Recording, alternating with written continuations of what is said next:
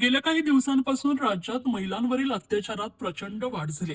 त्यातही लहान मुलींवर अमानुष अत्याचार केले जात आहेत.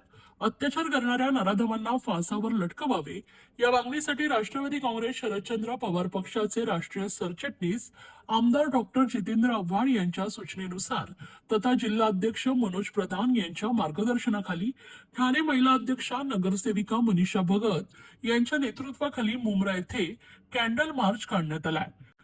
पुणे जिल्ह्यातील नसरापूर येथे 3.5 ते 4 वर्षाच्या चिमुरडीवर झालेल्या अत्याचार आणि तिची निर्गुण हत्या या अत्यंत दुर्दैवी घटनेच्या विरोधात गुरुवारी सायंकाळी हा कॅन्डल मार्च काढण्यात आलाय.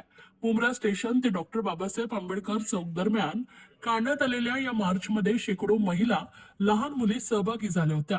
भारतरत्न डॉक्टर बाबासाहेब आंबेडकर चौक येथे अत्याचारात बळी पडलेल्या चिमुकलीला आदरांजली अर्पण करून कॅन्डल मार्चचा समारोप करण्यात आला. यावेळी मनीषा भगत म्हणाल्या की नसरापूर, अकोला, ठाणे येथे नराधमांनी लहान मुलींना लक्ष्य केलंय. ज्या छत्रपती शिवाजी महाराजांनी महिलांवर अत्याचार करणाऱ्यांचा चौरंगा केला होता, त्याच महाराष्ट्रामध्ये महिला सुरक्षित नाहीत. महिलांवर अन्याय होत आहे. विकसित भारत, प्रगतशील भारत अशी घोषणा दिली जाते, मात्र यामध्ये महिलांवर अत्याचार वाढत आहेत. गुन्हेगाराला कोणतीही जात धर्म नसतो. अशा गुन्हेगारांना कठोर शिक्षा झाली पाहिजे. या लहान मुलींचा काय दोष होता असा सवाल करताना घटनेतील नराधमाला अत्यंत कठोर शिक्षा झाली पाहिजे.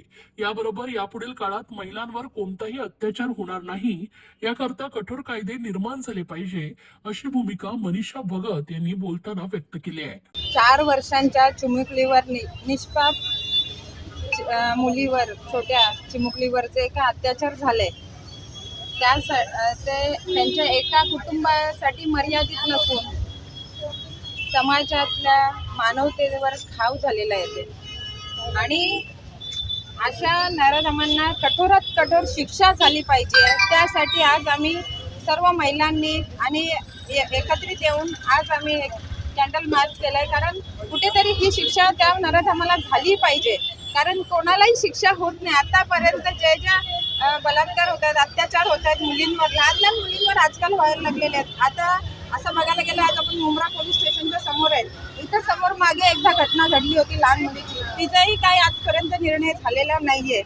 पण एक आहे की कुठेतरी हे सगळं थांबलं पाहिजे. आपल्याकडे जी काय सुरक्षा व्यवस्था आहे ती काहीतरी इतकी कमजोर आहे का महिलांवर आहे ना होणारे वारंवार अत्याचार हे कुठेतरी थांबले पाहिजेत. नकोय आम्हाला लाडकी बहीण योजना नकोय तुमची. आम्हाला आमच्या मुलींची सुरक्षितता हवंय आणि मुलींना सुरक्षा हवी आहे. म्हणून आज आम्ही सर्व महिला एकत्र झालोय आणि त्यासाठी आज आम्ही आवाज उचलतोय. कुठेतरी गृहमंत्री, माननीय गृहमंत्री फडणवीस साहेब यांनी आज काहीतरी सुरक्षा आम्हाला महिलांना दिले पाहिजे. तुम्ही महिलांचे भाऊ म्हणून घेता, पण ठीक आहे. पण आज तुम्ही जर लाडकी बहीण चालू करता, पण आम्हाला नकोय लाडकी बहिणीपेक्षा तुम्ही महिला सुरक्षा द्या.